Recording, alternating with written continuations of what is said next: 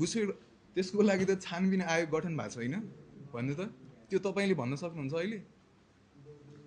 तपाईले भनिदिनु पर्यो नि कसले गरेको कस्तो भनिदिनु छानबिन आयोग गठन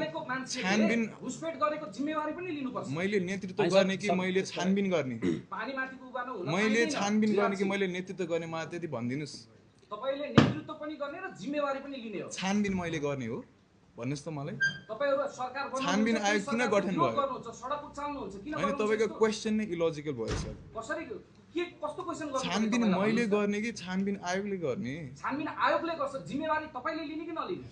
उसले इन्भेस्टिगेसन गरेर रिजल्ट निकालेपछि मैले जिम्मेवारी लिने कि नराम्रो काम अर्कोको कारण भनेर तपाई प्रेसमा आफ्नो वक्तव्य राख्ने तपाईको नैतिकता के हो भन्नु राम्रो कारण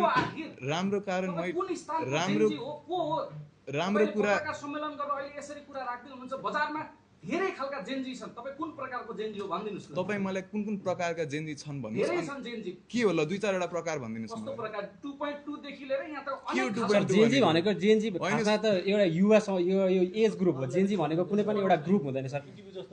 अनि अब ढुङ्गानालाई मेरो प्रश्न कि हैन एकचोटी पर्खिनु उहाँलाई क्ल्यारिफाई गरे ल तपाईको नैतिकताले के भन्छ भन्नुस् मेरो नैतिकताले तपाईहरुले जुन कार्य गर्नु भयो नि देशमा उधुम मचाउनु भयो नि तोडफोड आगजनी गर्नु भयो नि यो सम्पूर्ण जिम्मेवारी नेतृत्व भन्नेले लिनुपर्छ र तुरुन्त प्रहरीले तपाईहरुलाई हत्कडी लाउनु पर्छ त्यो तपाई के लयर हो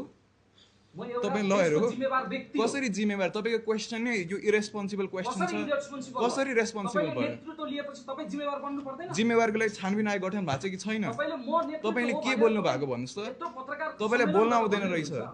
खैर एउटा प्रश्न के क्वेशन गर्नु भएको तपाईको नैतिकताले दिन्छ उहाँलाई के हो तपाईको जस्तो यस्तो हावा क्वेशन नगर्नु आज जुन स्थानमा छन् तपाईहरु जस्ता अराजक व्यक्तिहरुले गर्दा अराजक